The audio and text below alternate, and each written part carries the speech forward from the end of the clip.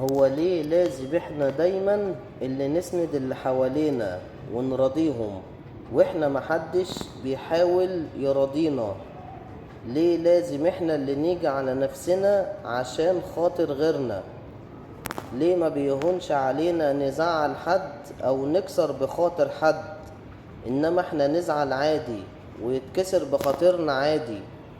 ليه احنا دايما موجودين ومتاحين طول الوقت لكل اللي بيحتاجنا، انما احنا لما نحتاج حد ما نلاقيهوش؟ ليه احنا اول ناس بتكون حاضرة في اي مشكلة او حزن، وبنكون اول الناس اللي بتواسي وتهون من غير ما حد يطلب مننا؟ واحنا لما بنكون في حالة ضعف او وجع احنا اللي بندور على اللي يواسينا وما نلاقيش.